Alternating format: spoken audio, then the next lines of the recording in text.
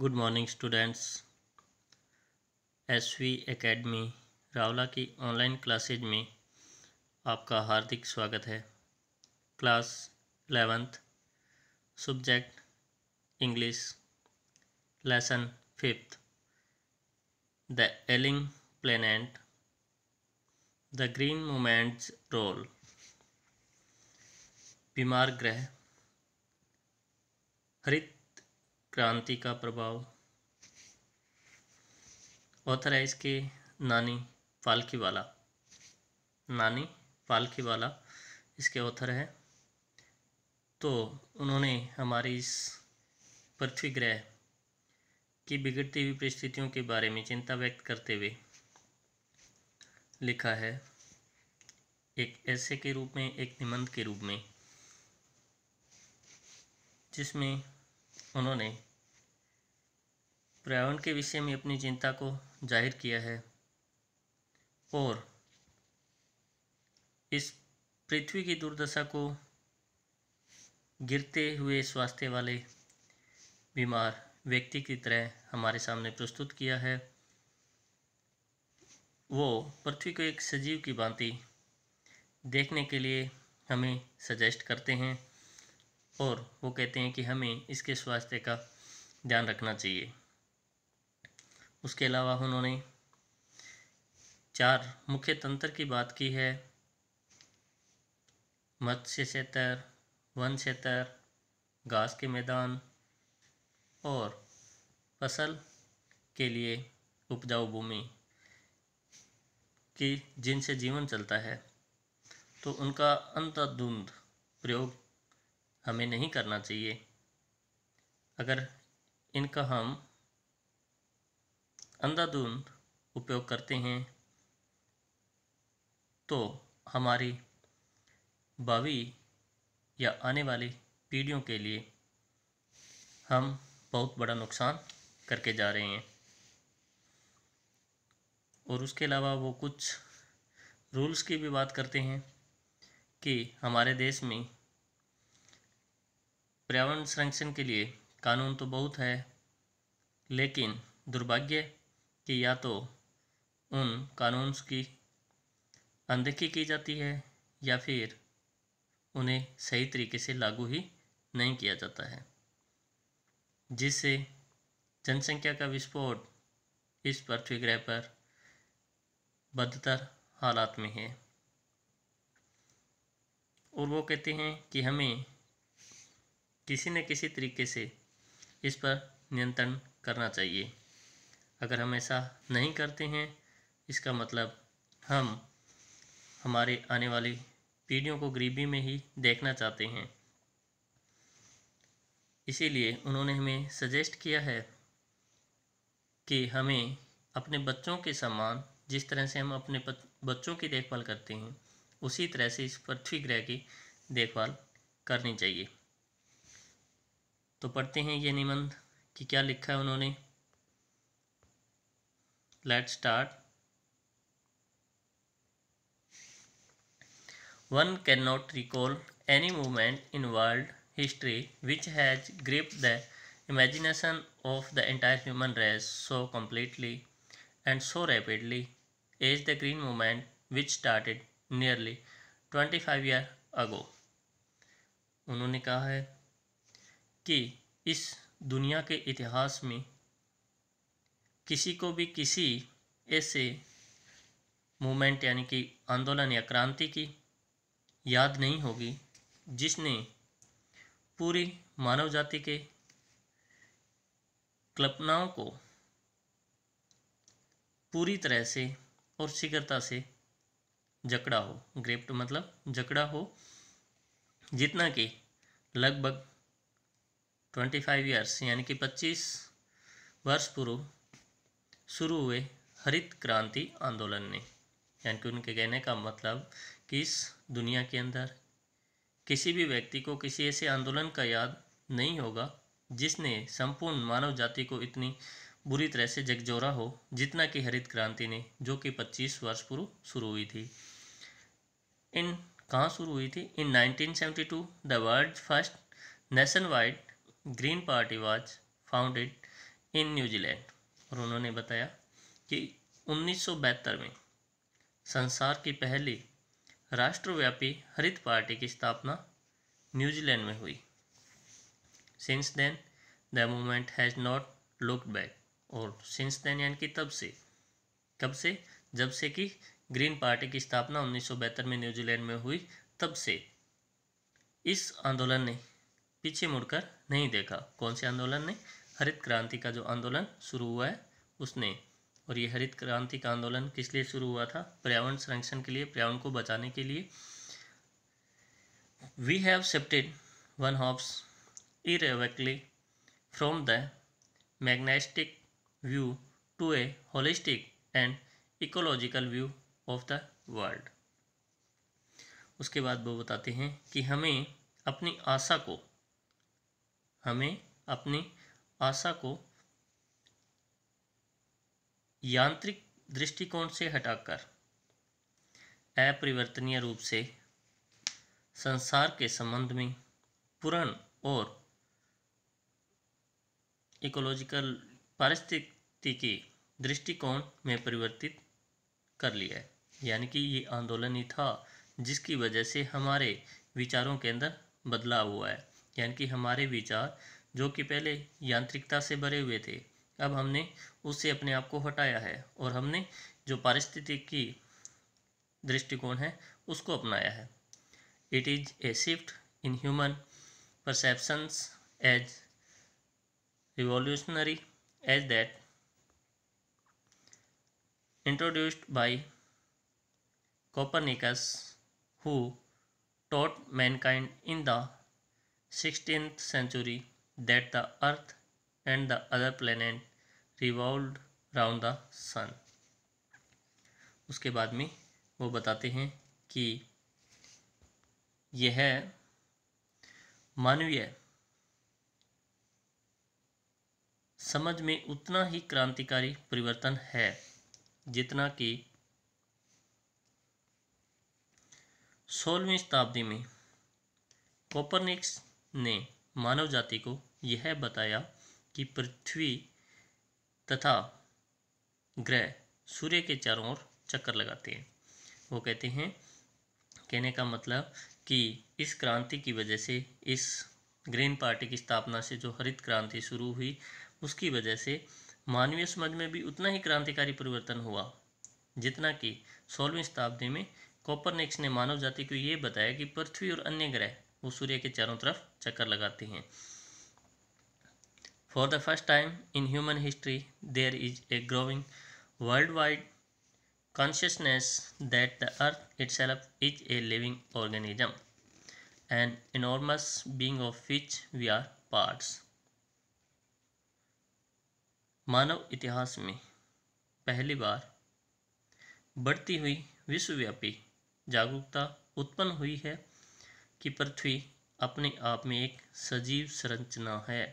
यानी कि कहने का मतलब कि उनकी इस जैसे ही उन्होंने ये बताया और जिस तरह से हरित पार्टी की स्थापना हुई और हरित क्रांति आई, उससे ये हुआ कि मानव इतिहास में पहली बार जो लोगों के अंदर जागरूकता थी वो उत्पन्न हुई और उन्होंने ये महसूस करना शुरू किया कि पृथ्वी भी अपने आप में एक सजीव संरचना है, an enormous being of which we are parts, और एक ऐसा विशाल प्राणी जिसके हम सब हिस्से मात्र हैं।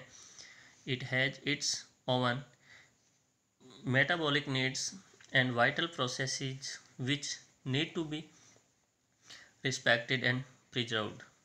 और उसके बाद में वो कहते हैं कि इसकी अपनी मेटाबॉलिक उपापचयी क्रिया, यानी कि एक ह्यूमन बॉडी के अंदर एक ऐसी प्रोसेस जो कि फूड वगैरह को एनर्जी के अंदर चेंज करती है, या फिर जो अपनी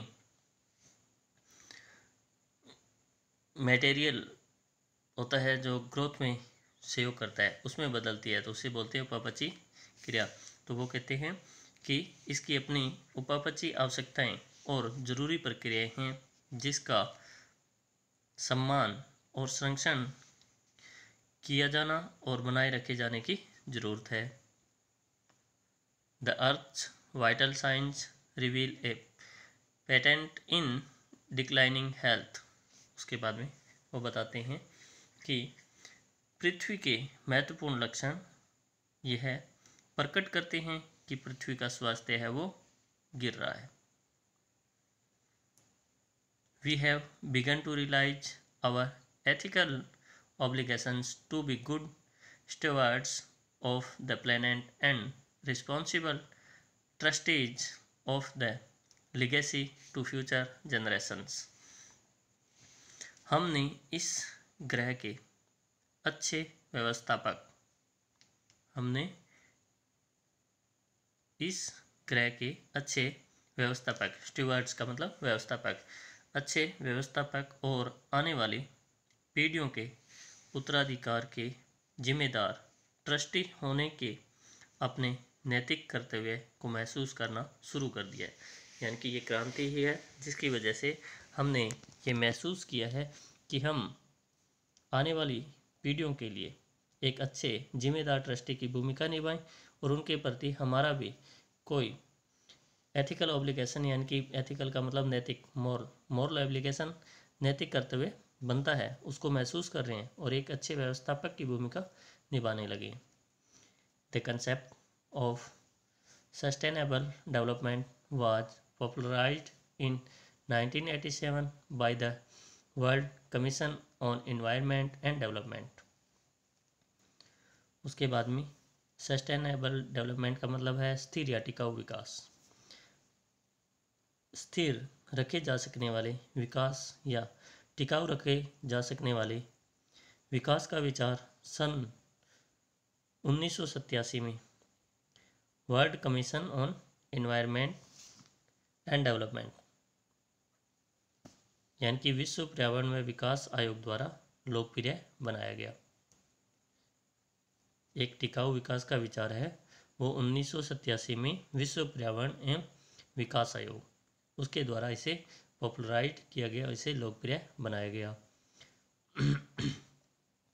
इन its report it defined the ideas as development that meets the needs of the present without compromising the ability of future generations to meet their needs. Example, without stripping the natural world of resources future generations would need। अपनी report में, इन its report यानी कि अपनी report में इसने इस विचार को इस तरह से परिभाषित किया या बताया कि ऐसा विकास जो आने वाली पीढ़ियों की अपनी आवश्यकताओं की पूर्ति की क्षमता पर बिना बुरा प्रभाव डाले वर्तमान की ज़रूरतों को पूरा करे।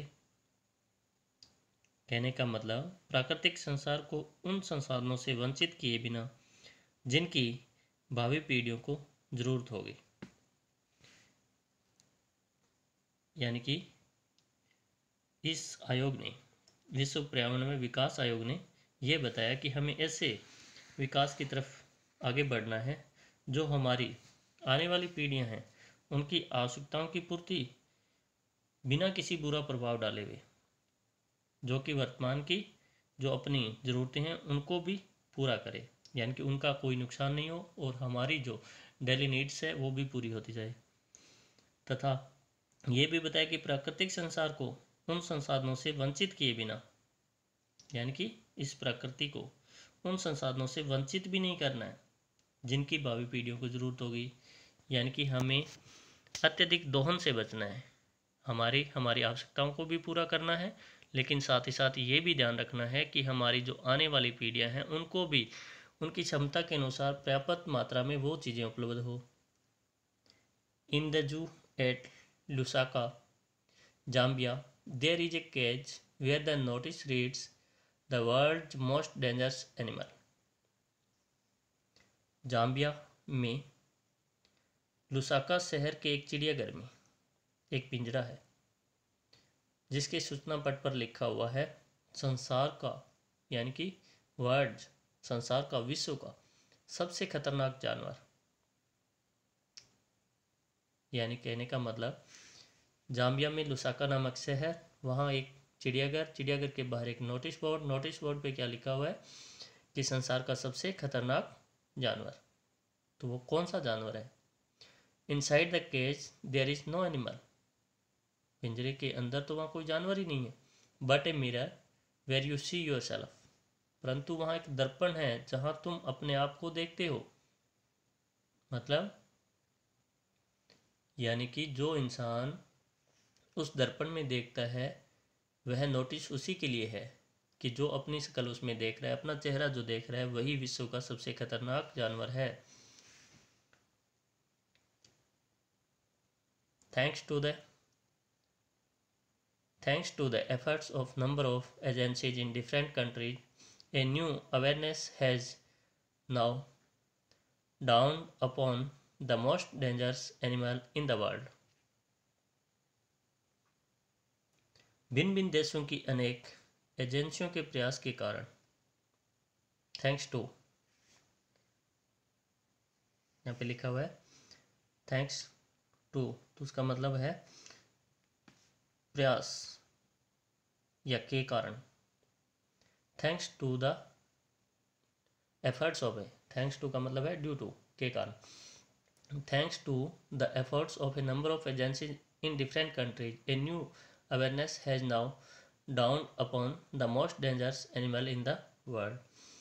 कि भिन्न भिन्न देशों की अनेक एजेंसियों के प्रयास के कारण संसार के सबसे खतरनाक जानवर के अंदर एक नई चेतना जागृत हो गई। कौन से सबसे खतरनाक जानवर? यानी कि इंसान के अंदर। यानी कि अलग अलग देशों की अलग अलग एजेंसियों ने अपनी तरफ से अलग अलग तरीके के प्रयास किए। जैसा कि हमने पढ़ा जाम्बिया की लुसाका में एक चिड़ियाघर के पिंजरे के आगे किस तरह से एक इंसान को सबसे खतरनाक जानवर बताया गया, इसी तरह से अन्य प्रयासों के माध्यम से जो ये खतरनाक जानवर इस संसार का था उसके अंदर एक नई चेतना जागृत हो गई।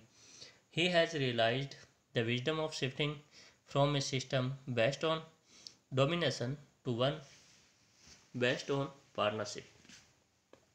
प्रभाव क्या हुआ कि इस जानवर ने प्रभुत्व आधारित व्यवस्था से हटकर,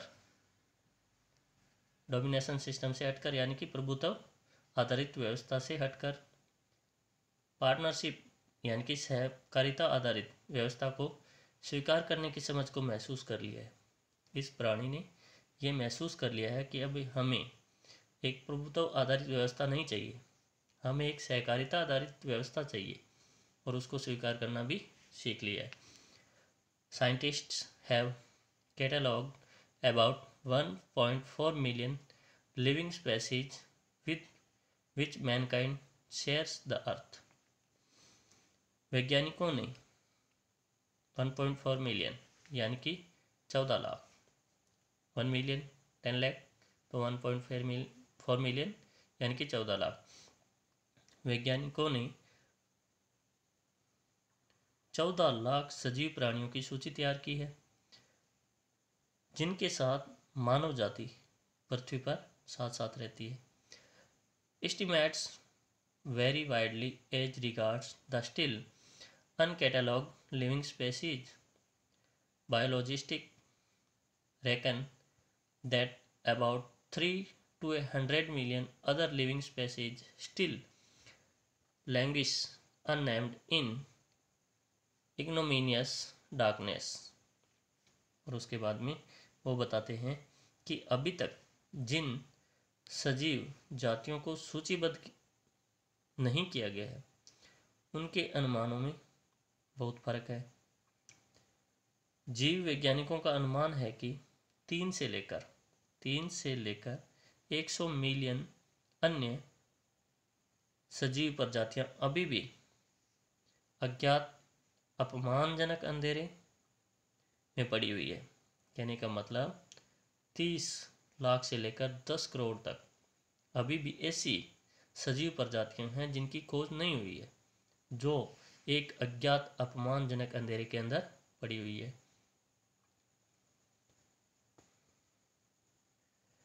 One of the early international commissions which dealt inter alia with the question of ecology and environment was the Brand Commission, which had a distinguished Indian as one of its members, Mr. L.K. Jha.